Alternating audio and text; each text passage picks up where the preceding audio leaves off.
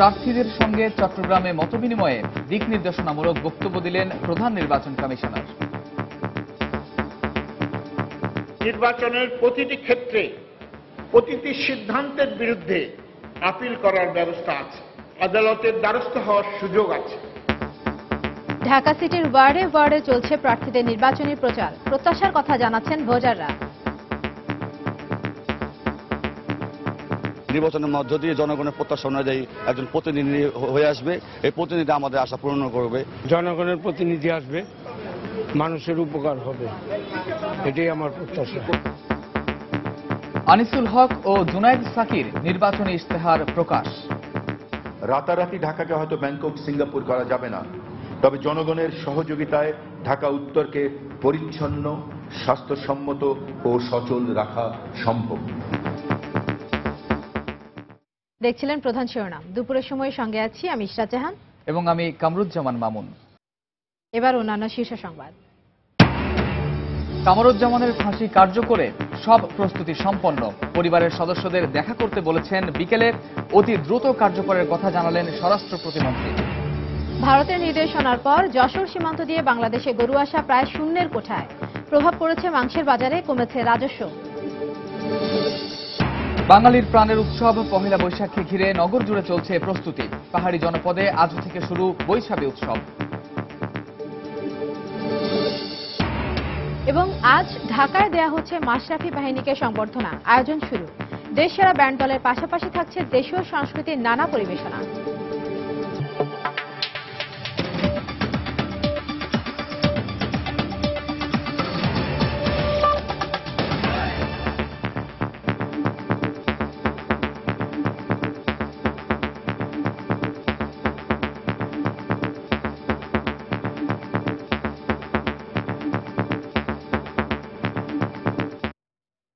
মৃত্যুদণ্ডপ্রাপ্ত জামায়াত নেতা কামারুজ্জামানের ফাঁসি কার্যকরের সব প্রস্তুতি সম্পন্ন হয়েছে। এরই মধ্যে আজ বিকেল 4টা থেকে 5টার মধ্যে কামারুজ্জামানের পরিবারের সদস্যদের কারাগারে দেখা করতে বলেছে কারা কর্তৃপক্ষ। কামারুজ্জামানের আইনজীবী অ্যাডভোকেট শিশির মনি সাংবাদিকদের একথা জানিয়েছেন। এদিকে দুপুরের পর কেন্দ্রীয় কারাগার এলাকার নিরাপত্তা জোরদার করা হয়েছে। গতকাল সন্ধ্যার পর ঢাকা কেন্দ্রীয় কারাগারের ভেতর বাঁশ ও শামিয়ানা নিয়ে একটি রিকশা ভ্যান প্রবেশ করলে সবার আগ্রহের কেন্দ্রবিন্দুতে পরিণত হয় সেটি। এ সময় কারাগারের আশপাশের এলাকা সহ বিভিন্ন পয়েন্টে পুলিশ ও র্যাব সদস্যদের সংখ্যা বাড়ানো হয়। তবে রাত 10টার পর শিথিল করা হয় সেই নিরাপত্তা ব্যবস্থা। এর আগে রাষ্ট্রপতির কাছে প্রাণ ভিক্ষার বিষয়ে জানতে দুই ম্যাজিস্ট্রেট কারাগারে কামারুজ্জামানের সঙ্গে সাক্ষাৎ করেন। ঘণ্টাব্যাপী কারাগারের ভেতরে অবস্থানের পর বের হন দুই ম্যাজিস্ট্রেট। তবে গণমাধ্যমের সঙ্গে কোনো কথা না বলে তারা চলে যান। এদিকে স্বরাষ্ট্র প্রতিমন্ত্রী আসাদুজ্জামান খান কামাল জানিয়েছেন, মৃত্যুদণ্ডপ্রাপ্ত জামায়াত নেতা কামরুজ্জামানের রায় কার্যকর করতে প্রয়োজনীয় সব প্রক্রিয়া শেষ হয়েছে। দুপুরের সময় সংবাদকে তিনি বলেন, অতি দ্রুত এই রায় কার্যকর করা হবে। এ সময় তিনি আরও জানান, ফাঁসি কার্যকরের আদেশ কারাগারে পাঠানো হয়েছে। ম্যাজিস্ট্রেটের সামনে তিনি জবানবন্দি দিয়েছেন যে তিনি প্রাণ ভিক্ষা চাবেন না। সেই ম্যাজিস্ট্রেটের লিখিত এটাও আমাদের হাতে আসছে। কাজেই পরবর্তী প্রক্রিয়াগুলি চলছে, কোনো বাধা নেই, কোনো চাপ নেই এবং রায় অনুযায়ী এই দণ্ডাদেশ হবে। অতি দ্রুতই হবে। দর্শক, এই মুহূর্তে কেন্দ্রীয় কারাগারের সামনে আছেন রিপোর্টার খান মোহাম্মদ রুমেল। সবশেষ খবর জানতে সরাসরি চলে যাচ্ছি তার কাছে। রুমেল। ইশরাত, এখন থেকে কিছুক্ষণ আগে কামারুজ্জামানের আইনজীবী শিশির মনির আমাদেরকে জানিয়েছেন যে কারা কর্তৃপক্ষ কামারুজ্জামানের পরিবারের সদস্যদেরকে আজকে বিকেল 4টা থেকে 5টার মধ্যে কারাগারে এসে তার সঙ্গে দেখা করতে বলেছেন। তো এই শিশির মনিরের কাছ থেকে তথ্যটি পাওয়ার পরে পরে কিন্তু আমি কামারুজ্জামানের পরিবারের সদস্যদের সঙ্গে যোগাযোগ করেছিলাম। তো কামারুজ্জামানের পরিবারের সদস্যরাও বিষয়টি নিশ্চিত করেছেন। তবে আমি তাদের কাছে জানতে চেয়েছিলাম যে তারা কতজন সদস্য আজকে এখানে আসবেন। তো সেই বিষয়টি কিন্তু তাই সেই মুহূর্তে কামারুজ্জামানের পরিবারের সদস্যরা আমাদেরকে নিশ্চিত করেননি। আর এখানে একটা বিষয় আপনাকে একটু জানিয়ে রাখি যে আমরা সকাল থেকে এখানে আমি আছি এবং কারা কর্তৃপক্ষের সঙ্গে আমি যোগাযোগ করার চেষ্টা করেছিলাম। তো নাম প্রকাশে অনিচ্ছুক কারাগারের সরকারের একজন ঊর্ধ্বতন কর্মকর্তা আমাদেরকে যেটি জানিয়েছেন যে আজকে ফাঁসিটি কার্যকরের সম্ভাবনা রয়েছে।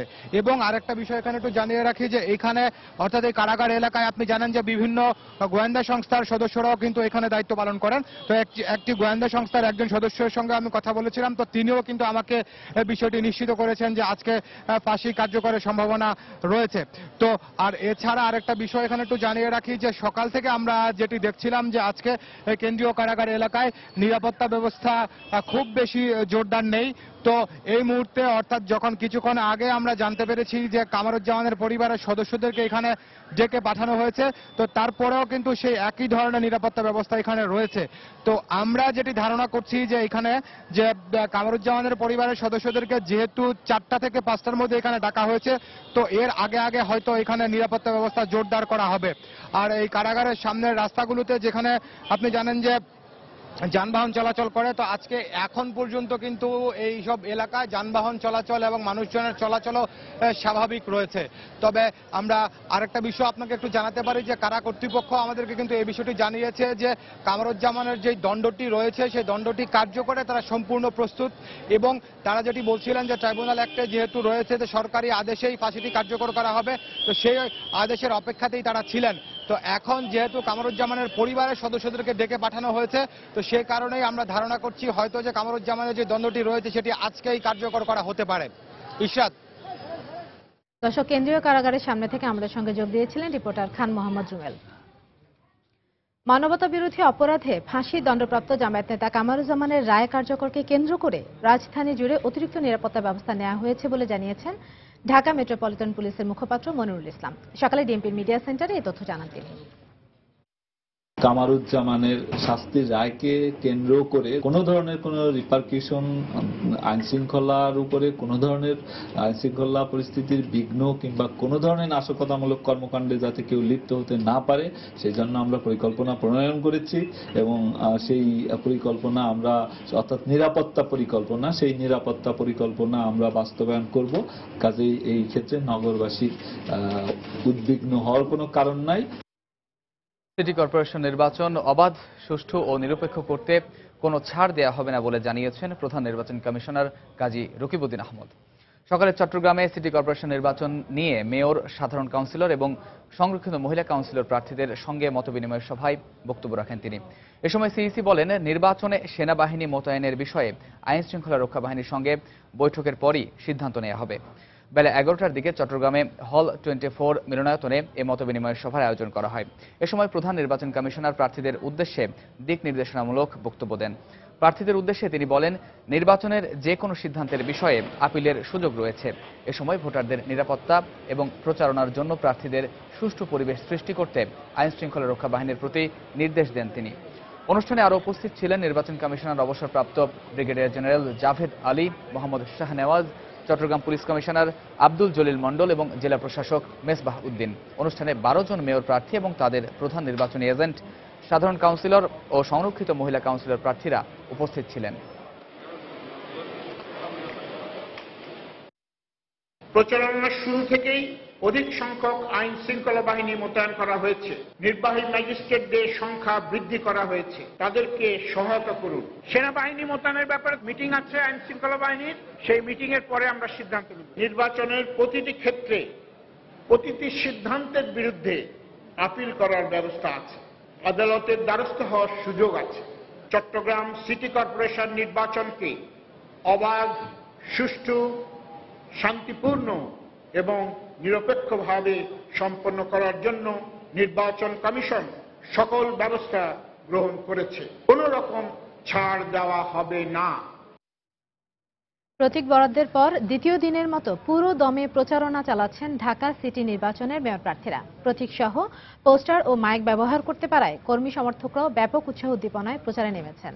উৎসবমুখর পরিবেশে গণসংযোগ, পথসভা, মিছিল করেছেন প্রার্থী সমর্থকরা। নানা জটিলতায় দীর্ঘদিন নির্বাচিত প্রতিনিধিহীন ঢাকাবাসী, আর তাই নির্বাচনের আগে প্রার্থীদের কাছে পেয়ে নিজেদের অভাব অভিযোগ তুলে ধরছেন ভোটাররা। নির্বাচিত হলে সেসব সমস্যার সমাধানেরও আশ্বাস দেন প্রার্থীরা। জনগণের প্রতিনিধি আসবে, মানুষের উপকার হবে, এটাই আমার প্রত্যাশা। আমাদের প্রত্যাশা হলো 18 বছর পর এই একটা নির্বাচন হচ্ছে, এটা খুবই আনন্দ ব্যাপার, জনগণ জনপ্রতিনিধি পাবে। দক্ষিণ সিটি কর্পোরেশনে আওয়ামী লীগ সমর্থিত মেয়র প্রার্থী সাইদ খোকন শনিবার সকালে গ্যান্ডারি এলাকায় পথসভা করেন। ৪৫ নং ওয়ার্ডের ভোটারদের সঙ্গে মতবিনিময় করেন তিনি। এ সময় সাইদ খোকন বলেন, ক্ষমতাসীন দলের সমর্থিত প্রার্থী হলেও প্রচারণায় বাড়তি সুবিধা নিচ্ছেন না তিনি। আমি কোনো মন্ত্রী কিংবা কোনো সুবিধাভোগী কাউকে নিয়ে আমি এ পর্যন্ত প্রচারণায় আসি নাই এবং কোনো বাড়তি সুবিধাও নেইনি। সুতরাং এ ধরনের যদি কেউ অভিযোগ করে থাকে, মানুষের কথায় কান না দিয়ে ভালো করে জেনে শুনে কারোর বিরুদ্ধে অভিযোগ উত্থাপন করা উচিত। এদিকে বিএনপি সমর্থিত মেয়র প্রার্থী মির্জা আব্বাসের পক্ষে তার স্ত্রী আফরোজা আব্বাস পল্টন এলাকায় গণসংযোগ করেন। এ সময় মির্জা আব্বাসকে জামিন দিয়ে প্রচারণার সুযোগ দেওয়ার দাবি জানান তিনি। মির্জা আব্বাসের অনুপস্থিতি সাংঘাতিক রকমের সাড়া পাচ্ছে, কিন্তু মির্জা আব্বাস থাকলে যেটা হয়তো আরো অনেক বেশি সাড়া পাওয়া যেত। একটি প্রতিযোগিতাপূর্ণ সুষ্ঠু নির্বাচন অনুষ্ঠিত করতে চাইলে সবার জন্য সমান সুযোগ সৃষ্টি করে দিতে হবে। অন্যদিকে ঢাকার করাইল এলাকায় গণসংযোগ করেন উত্তর সিটি কর্পোরেশনের বিএনপি সমর্থিত মেয়র প্রার্থী তাবিতা আউয়াল। ভোটারদের আগামী প্রজন্মে ঢাকা উপহার দেওয়ার অঙ্গীকার করেন তিনি। খুব ভালো সাড়া পাচ্ছি, আমি এরকম প্রস্তুত ছিলাম না এরকম কোনো সাড়া পাওয়ার জন্য। এই মুহূর্তে একটা আদর্শ ঢাকা তুলে তোলার জন্য আমি আপ্রাণ চেষ্টা করব, খালি আমাদের জন্য না, সবার জন্য। আগামী 28 এপ্রিল ভোট গ্রহণের মাধ্যমে নির্বাচিত হবেন ঢাকার 2 নগরপিতা। রাশেদ লিমন, সময় সংবাদ, ঢাকা। এদিকে পরিচ্ছন্ন, সবুজ ও আলোকিত মানবিক ঢাকা গড়ার প্রতিশ্রুতি দিয়েছেন ঢাকা উত্তর সিটি কর্পোরেশনে আওয়ামী লীগ সমর্থিত মেয়র প্রার্থী আনিসুল হক। সকালে রাজধানীর খিলক্ষেতে সংবাদ সম্মেলনে আনিসুল হক তার নির্বাচনী ইশতেহার ঘোষণা করেন। এ সময় মানুষের অধিকার সর্বোচ্চ প্রাধান্য দিয়ে ধনী গরিবের বৈষম্য কমানোর উপর জোর দেন তিনি। পরিশ্রমী, সৃষ্টিশীল, উদ্যমী এবং স্বপ্নকাতর নগরবাসী আছে, এটাই আমাদের সবচাইতে বড় শক্তির জায়গা। রাতারাতি ঢাকাকে হয়তো ব্যাংকক, সিঙ্গাপুর করা যাবে না, তবে জনগণের সহযোগিতায় ঢাকা উত্তরকে পরিচ্ছন্ন, স্বাস্থ্যসম্মত ও সচল রাখা সম্ভব। বিশেষজ্ঞ মতামত ও জরিপের কারণে এখন আমি এই শহরের প্রতিটি এলাকার অনেক সমস্যা ও তার সম্ভাব্য নির্দিষ্ট সমাধান সম্পর্কে সচেতন। যেসব সমস্যা ইতিমধ্যেই চিহ্নিত হয়েছে তার সমাধানে স্বল্প, মধ্যম এবং দীর্ঘমেয়াদী সমাধানের পরিকল্পনা করেছি আমরা। নেতাকর্মীদের মুক্তি ও হিংসার রাজনীতি পরিহার করে সিটি কর্পোরেশন নির্বাচনে সুষ্ঠু পরিবেশ সৃষ্টির মাধ্যমে দেশের রাজনীতিতে সুবাতাস ফিরিয়ে আনতে সরকারের প্রতি আহ্বান জানিয়েছেন বিএনপির আন্তর্জাতিক বিষয়ক সম্পাদক আসাদুজ্জামান রিপন। সকালে রাজধানীর নয়াপল্টনে দলের কেন্দ্রীয় কার্যালয়ে এক ব্রিফিংয়ে এই মন্তব্য করেন তিনি। বাংলাদেশের গণতন্ত্রে এগিয়ে নিতে পারি, মানুষের মধ্যে আস্থার পরিবেশ আমরা সৃষ্টি করতে পারি এবং আমরা আশা করব এই সিটি কর্পোরেশন নির্বাচনকে কেন্দ্র করে সরকার এখন পর্যন্ত যে সমস্ত আপনার কুপরিকল্পনা নিয়ে উঠছে সেটা পরিহার করবেন। সুতরাং বহুমতকে দমন করে, বহুমতকে দলন করে আসলে গণতন্ত্রকে এগিয়ে নিয়ে যাওয়া যাবে না। দুপুরের সময় আরো থাকছে।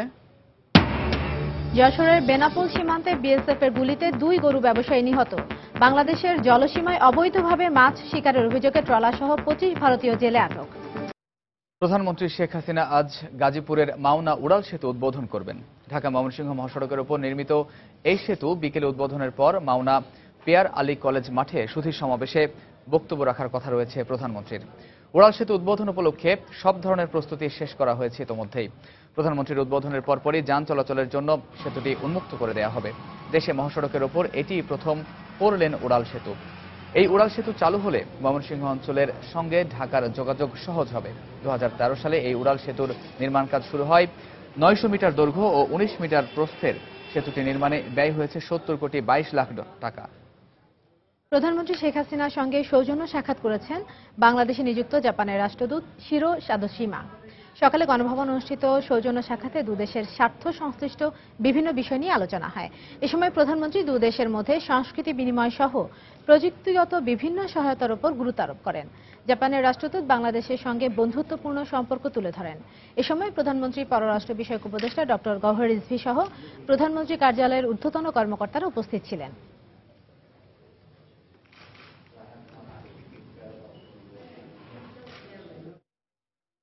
বিশ্বকাপে দারুণ পারফরম্যান্সের জন্য বাংলাদেশ ক্রিকেট দলকে জমকালো সংবর্ধনা দিচ্ছে বিসিবি। আয়োজন শুরু হয়েছে ইতোমধ্যেই। কিছুক্ষণের মধ্যে জাতীয় সংসদ ভবনের দক্ষিণ প্লাজায় এই সংবর্ধনা দেয়া হবে। আয়োজনে দেশসেরা ব্যান্ড দলগুলোর অংশগ্রহণের পাশাপাশি থাকছে দেশীয় সংস্কৃতির নানা পরিবেশনা। রাতের আঁধারকে দূর করতে মঞ্চে ব্যবহার করা হচ্ছে বিশ্বমানের সব আলোকসজ্জা। পাশাপাশি মঞ্চে থাকা টাইগারদের কণ্ঠস্বর দর্শকদের কাছে পৌঁছে দিতে লাগানো হয়েছে পর্যাপ্ত সাউন্ড সিস্টেম। অনুষ্ঠানের শুরুতে ও শেষে গান পরিবেশন করবেন দেশের নামকরা সব ব্যান্ড দল। তবে মূল আয়োজন থাকবে শেষ বিকেলে, যেখানে আতশবাজির মাধ্যমে টাইগারদের দেয়া হবে বর্ণাঢ্য সংবর্ধনা।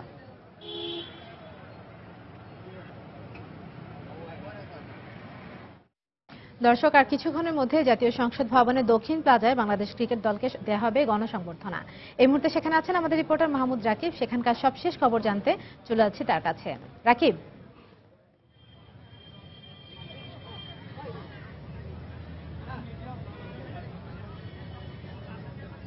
হ্যাঁ ইশরাত, আপনি জানেন যে বাংলাদেশকে আর কিছুক্ষণ পরেই কিন্তু আমার পিছনের যে মঞ্চ, এই মঞ্চে কিন্তু গণসংবর্ধনা দেওয়া হবে।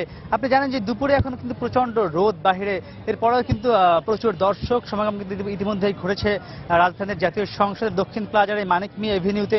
এবং আজকের এই মানিক মিয়া এভিনিউতে যেহেতু বাংলাদেশ জাতীয় ক্রিকেট দলকে গণসংবর্ধনা দেওয়া হবে, সেজন্য কিন্তু এর একটি রাস্তা ইতিমধ্যে বন্ধ করে দেওয়া হয়েছে। এবং কিন্তু যখন সংবর্ধনা শুরু হবে তখন কিন্তু পুরো এলাকাটাই কিন্তু রাস্তাঘাট এবং এলাকার যা সব কিন্তু বাস বা অন্য যানবাহন কিন্তু বন্ধ করে দেওয়া হবে। এবার পুরো এলাকাটাই কিন্তু গণসংবর্ধনায় রূপান্তরিত করা হবে।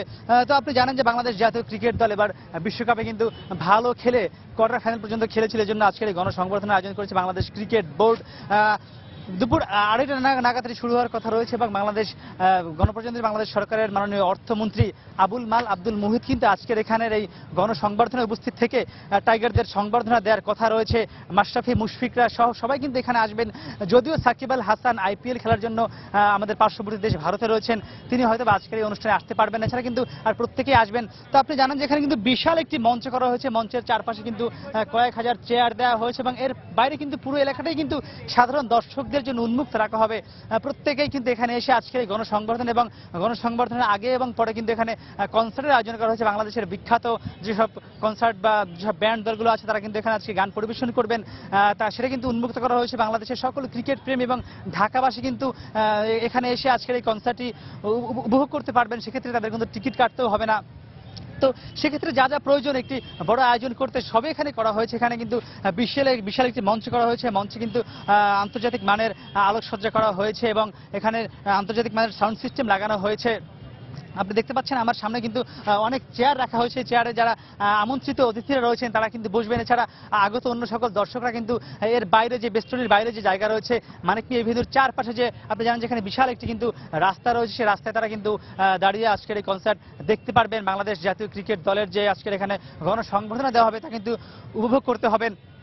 তা আপনি বুঝতেই পারছেন যে এখানে ইতিমধ্যে কিন্তু বেশ আজকের এই অনুষ্ঠান নিয়ে উত্তেজনা শুরু হয়েছে এবং এখানকার অনেক দর্শক এসেছেন। এবং আপনি জানেন যে দেশের যে আসলে রাজনৈতিক অবস্থা, সে কারণে কিন্তু এখানে বেশ নিরাপত্তা ব্যবস্থা জোরদার করা হয়েছে। অনেক এখানে আইনশৃঙ্খলা বাহিনীর সদস্যরা, র্যাব, পুলিশ, ডিবির সদস্যরা এখানে রয়েছেন, তারা কিন্তু পুরো এলাকাটি নিরাপত্তার চাদরে ঢেকে রেখেছেন। তো সব মিলিয়ে কিন্তু খুব সুন্দর একটা আয়োজন এখন পর্যন্ত এখানে করা হয়েছে। তো ইশরাত, এই ছিল এখানকার সর্বশেষ অবস্থা। আপনারা পরবর্তী আপনাকে আমরা আবারও এখানকার সবশেষ অবস্থা জানিয়ে দেবো। ইশরাত। দর্শক, সংসদ ভবনের দক্ষিণ প্লাজা থেকে আমাদের সঙ্গে যোগ দিয়েছিলেন সহকর্মী মাহমুদ রাকিব। ভারতীয় স্বরাষ্ট্রমন্ত্রীর নির্দেশনার পর সাম্প্রতিক সময়ে সীমান্তে BSF এর জনবল বাড়ানো হয়েছে। এর ফলে যশোর সীমান্ত দিয়ে বাংলাদেশে গরু আসা প্রায় শূন্যের কোঠায় নেমে এসেছে। এর প্রভাব পড়েছে গরুর হাটের পাশাপাশি মাংসের বাজারেও। একই সঙ্গে রাজস্ব আয় কমেছে সরকারের। যশোর প্রতিনিধি জুয়েল মৃধার তথ্য ও শেখ জালাল উদ্দিনের ছবি নিয়ে ডেস্ক রিপোর্ট। মাত্র 3 মাস আগেও ভারত থেকে বেনাপোল সীমান্ত দিয়ে প্রতিদিন 2 থেকে 3 হাজার গরু আসতো, ফলে সীমান্ত সংলগ্ন করিডোরগুলো থাকতো জমজমাট। কিন্তু ভারতের স্বরাষ্ট্রমন্ত্রী রাজনাথ সিং সম্প্রতি গরু পাচার বন্ধে BSF সদস্যদের কঠোর হতে নির্দেশ দেন। এরপর তিনি গত 1 মার্চ গরু আসার প্রধান রুট বেনাপোল সীমান্তের বিপরীতে ভারতের আংরাইল BSF ক্যাম্প ও সীমান্তবর্তী ইছামতি নদী এলাকা পরিদর্শন করে আবারও গরু পাচার বন্ধে কঠোর হতে বলেন। এ অবস্থায় ভারত থেকে গরু আসা অনেকটা বন্ধ হয়ে যাওয়ায় এখন খা করছে সীমান্ত করিডোর। BSF অনেক কড়াকড়ি থাকার কারণে, প্রহরী বেশি থাকার কারণে কোনো গরু আসতেছে না। গরু আসছে না, আমার গরু কিনতে পারছি না, দেখা যাচ্ছে সপ্তাহ বসে আছি। এতে চরম বিপর্যয়ের মুখে পড়েছে সীমান্তে গরু ব্যবসার সাথে জড়িতরা। আমাদের যখন গরু আসতো 1-2 হাজার প্রতিদিন, 3 হাজার, তখন আমরা কাজকর্ম করতাম, সুবিধাভাবে চলতো আমাদের। এখন গরু আসে না, আমরা বেকার। গরু ট্রাক লোড করি, আগে যে বর্তমান 300, 400, 500 টাকা ইনকাম করতাম, এখন 50 টাকাও হয় না। ভারত থেকে গরু আসা কমে যাওয়ায় রাজস্ব আয়ও প্রভাব পড়েছে বলে জানালেন এ কর্মকর্তা। 2014 সালের অক্টোবর হইতে ডিসেম্বর পর্যন্ত রাজস্ব আদায় হয়েছে 11,78,93,600 টাকা, কিন্তু সম্প্রতি জানুয়ারি হইতে মার্চ পর্যন্ত 3 মাসে গরু কম আসায় রাজস্ব আদায় হয়েছে 1,86,66,600।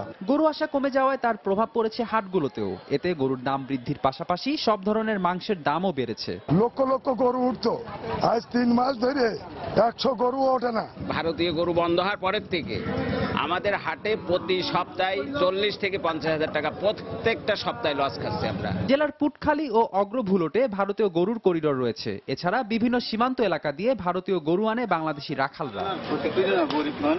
সময় সংবাদ, যশোর। এদিকে আজ ভোরে যশোরের বেনাপোল সীমান্তে বিএসএফ এর গুলিতে 2 গরু ব্যবসায়ী নিহত হয়েছেন। বিজিবির 23 battalion commander lieutenant colonel Abdur Rahim জানান, শুক্রবার রাতে বেনাপোলের পুটখালী সীমান্ত দিয়ে 5-6 জনের একটা গরু ব্যবসায়ী দল ভারতে যায়। ভোরে গরু নিয়ে ফেরার পথে ঘোনার মাঠ এলাকায় তাদের লক্ষ্য করে গুলি ছোড়ে বিএসএফ। এতে শান্ত নামে এক গরু ব্যবসায়ী গুলিবিদ্ধ হয়ে ঘটনাস্থলেই মারা যান। এ সময় আকু নামে আরও একজন গুলিবিদ্ধ হন। গুরুতর অবস্থায় তাকে উদ্ধার করে শার্শা উপজেলা স্বাস্থ্য কমপ্লেক্সে নিয়ে গেলে কর্তব্যরত চিকিৎসক তাকে মৃত ঘোষণা করেন। নিহত দুজনেরই বাড়ি বেনাপোলের পুটখালী এলাকায়। বঙ্গোপসাগরে বাংলাদেশের জলসীমায় অবৈধভাবে মাছ শিকারের দায়ে 2টি মাছ ধরার ট্রলার সহ 25 ভারতীয় জেলেকে আটক করেছে নৌবাহিনী। পুলিশ জানায়, গত বৃহস্পতিবার বিকেলে মংলা বন্দর থেকে 90 নটিক্যাল মাইল দূরে বঙ্গোপসাগরের ফেয়ার ওয়ে বয়া এলাকায় মাছ শিকার করছিল 25 ভারতীয় জেলে। এ সময় টহলরত নৌবাহিনীর জাহাজ বিএনএস সুরমা, এফভি সরস্বতী ও গৌরী নামে ওই 2টি মাছ ধরার ট্রলার সহ 25 ভারতীয়কে আটক করে। প্রথমে তাদের দিগরাজ নৌঘাটিতে রাখা হয়। পরে আজ সকাল 10টার দিকে তাদের মোংলা থানা পুলিশের কাছে হস্তান্তর করা হয়। আটক 25 জেলের বাড়ি ভারতের দক্ষিণ 24 পরগনার বলে জানা গেছে। বাংলা বর্ষবরণের প্রস্তুতির খবর। বাঙালির প্রাণের উৎসব পয়লা বৈশাখকে ঘিরে নগর জুড়ে চলছে নানা প্রস্তুতি। বর্ষবরণে ব্যস্ত সময় পার করছেন নগরবাসী। উৎসব উদযাপনে পোশাকের পাশাপাশি মাটির তৈজসপত্র আর আনুষঙ্গিক সাজসজ্জার দোকানগুলোতে ভিড় বেড়েছে ক্রেতাদের। এদিকে বর্ষবরণ উৎসবকে ঘিরে অতীতের লোকসান পুষিয়ে নেবার আশা করছেন ফুল ব্যবসায়ীরা। আরো জানাচ্ছেন ফাহমিদা শম্পা।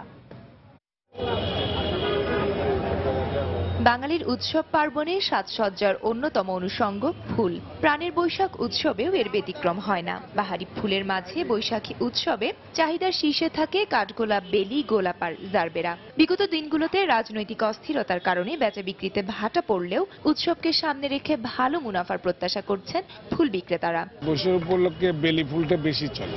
ওদিন যদি আপনার 1 লক্ষ বেলি ফুল আনা হয়, 1 লক্ষ বিক্রি হয়ে যায়। কাঠগোলাপ, কাঠবেলির গাছরা এইগুলি বেশি চলে। অন্যান্য বছরে মোটামুটি ভালো থাকে, এবছরটা একটু খারাপ গেছে। আশা করি বৈশাখীতে ভালো হবে। লাল সাদা পোশাকের সাথে খোপায় বেলি, রেশমি কাচের চুড়ি আর লাল টিপ ছাড়া বাঙালি নারীর বৈশাখ সাজ যেন অপূর্ণ। পোশাকের সাথে মিলিয়ে রেশমি চুড়ির খোঁজে তাই তরুণীরা ভিড় জমাচ্ছেন দোকানগুলোতে। শুধু নিজের জন্য নয়, উৎসবে প্রিয়জনকে উপহার দেবার জন্য কিনছেন লাল সাদা কাচের চুড়ি। শাড়ি হয়ে গেছে, এই তো আজকে চুড়ি কিনতে এসেছি, আর গহনা হয়ে গেছে মোটামুটি। চুড়ি কিনছে আমার নাতনির জন্য, বৈশাখে তো সে খুব আনন্দ করবে, তো তাই সে একটা শাড়িও কিনছে। নানার কাছে একটা বায়না যায় চুড়ি দিতে হবে। খোপাতে ফুল দেওয়াটা আর হচ্ছে যে রেশমি চুড়ি ছাড়াটা বৈশাখটা সাজটা অসম্পূর্ণই থাকে। শুধু নিজেকে সাজাতে নয়, উৎসবের দিন অতিথি আপ্যায়নেও যাই শতভাগ বাঙালিয়ানা। আর তাই তো পান্তা, ইলিশ আর রকমারি ভর্তা পরিবেশনের জন্য বৈশাখের আগে চাহিদা বেড়েছে মাটির তৈজসপত্রের। ভর্তা রাখার জন্য, পান্তা খাওয়ার জন্য মাটির হাঁড়ি, মাটির প্লেট, একটু বাঙালিয়ানা থাকবে, বাংলাদেশের ঐতিহ্য। মাটির প্রোডাক্টের প্রোডাকশন আমাদের অনেক বেশি হচ্ছে বৈশাখ উপলক্ষে, এবং সেলও অনেক ভালো, কাস্টমার অনেক কিনছেন। পহেলা বৈশাখের বাকি মাত্র কয়েকটা দিন, তবু দিনটিকে সামনে রেখে বাঙালির নানা প্রস্তুতি জানান দিচ্ছে এসে গেছে পুরনোকে পেছনে ফেলে নতুন দিনের ডাকে এগিয়ে যাওয়ার সময়। ফাহমিদা শম্পা, সময় সংবাদ, ঢাকা। পাহাড়ি জনগোষ্ঠীর ঐতিহ্য আর প্রাণের উৎসব বৈশাখীকে ঘিরে আনন্দ উৎসবে মেতে উঠেছে পুরো খাগড়াছড়ি শহর। 1985 সাল থেকে খাগড়াছড়ি সহ পার্বত্য চট্টগ্রামে বসবাস করা ত্রিপুরা, মারমা ও চাকমা সম্প্রদায়ের উদ্যোগে এ উৎসব হয়ে আসছে। এ উপলক্ষে সকালে জেলা পরিষদের উদ্যোগে পরিষদ প্রাঙ্গণ থেকে একটি র্যালি বের করা হয়। বেলুন ও পায়রা উড়িয়ে র্যালি উদ্বোধন করেন সংসদ সদস্য কুজেন্দ্র লাল ত্রিপুরা। পরে বিভিন্ন পেশার মানুষের অংশগ্রহণে র্যালিটি শহরের প্রধান প্রধান সড়ক ঘুরে খাগড়াছড়ি সরকারি উচ্চ বিদ্যালয় মাঠে গিয়ে শেষ হয়। বর্ণিল পোশাকে বিভিন্ন জনগোষ্ঠীর তরুণ তরুণীরা ছাড়াও নানা বয়সী হাজারো নারী পুরুষের স্বতঃস্ফূর্ত অংশগ্রহণে র্যালিটি ভিন্ন মাত্রা ধারণ করে। পরে আদিবাসী তরুণ তরুণীরা মেতে ওঠেন জলকেলিতে। রোববার নদীতে ফুল ভাসানোর মধ্য দিয়ে মূলত শুরু হবে এ উৎসবের আনুষ্ঠানিকতা।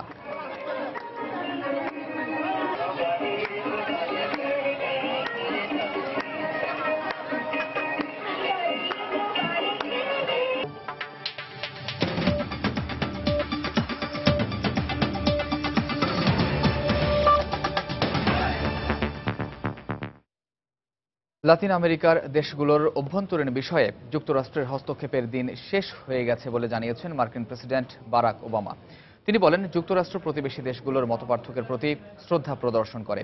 পানামায় আমেরিকার 2 মহাদেশের দেশগুলোর সংঘ Organization of American States OAS এর 7ম সম্মেলন শুরুর আগে শুক্রবার এক অনুষ্ঠানে এ মন্তব্য করেন বারাক ওবামা। একই সঙ্গে প্রথমবারের মতো OAS সম্মেলনে কিউবা যোগ দেয় সন্তোষ প্রকাশ করে ওবামা বলেন, 2 দেশের মধ্যে সম্পর্কের নতুন অধ্যায় সূচিত হয়েছে। সম্মেলনের প্রথম দিন শুক্রবার মার্কিন প্রেসিডেন্ট বারাক ওবামা ও কিউবার প্রেসিডেন্ট রাউল ক্যাস্ট্রো একে অপরের সঙ্গে কুশল বিনিময় করেন।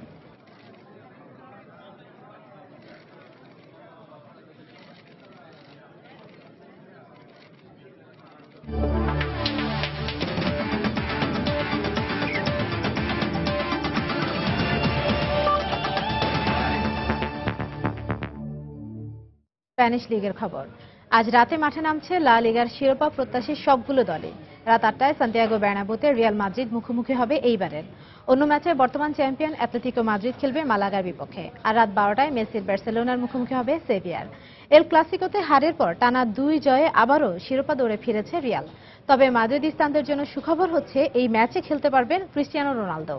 রায়ো ভায়াকানোর বিপক্ষে হলুদ কার্ড দেখে সাসপেনশনে পড়লেও রিয়াল মাদ্রিদের আপিলে তা প্রত্যাহার করে নিয়েছে লিগ কমিটি। তবে হামেস রদ্রিগেজ ও টনি ক্রুসের সাসপেনশন বহাল আছে। চোটের কারণে খেলতে পারবেন না গ্যারেথ বেল। কিন্তু প্রতিপক্ষ দুর্বল এইবার, যে দলটির বিপক্ষে কখনো হারেনি লস ব্ল্যাঙ্কোসরা। আর খেলাটা নিজেদের মাঠ সান্তিয়াগো বার্নাব্যুতে হওয়ায় পুরো 3 পয়েন্ট চায় কার্লো অ্যানচেলত্তির দল। এদিকে আরেক ম্যাচে বার্সেলোনার প্রতিপক্ষ সেভিয়া। পরিসংখ্যান ও শক্তিতে এগিয়ে আছে কাতালানরা। এছাড়া 30 ম্যাচে 33 গোল করা মেসি ও 25 ম্যাচে 17 গোল করা নেইমার আছেন দারুণ ছন্দে। তাই সেভিয়ার বিপক্ষে জয় তুলে নেওয়ার লক্ষ্যে মাঠে নামবে লুই এনরিকের শিষ্যরা।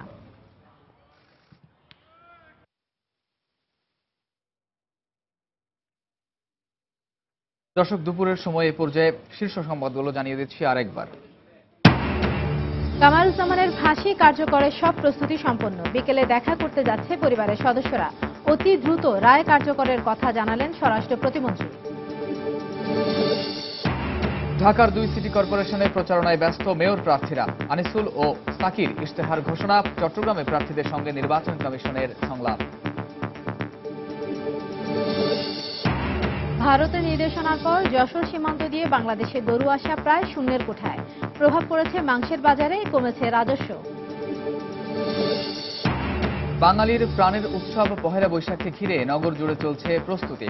পাহাড়ি জনপদে আজও থেকে শুরু বৈশাখী উৎসব। এবং আজ ঢাকায় দেয়া হচ্ছে মাশরাফি বাহিনীকে সংবর্ধনা। আয়োজন শুরু। দেশ সেরা ব্যান্ড দলের পাশাপাশি থাকছে দেশীয় সংস্কৃতির নানা পরিবেশনা।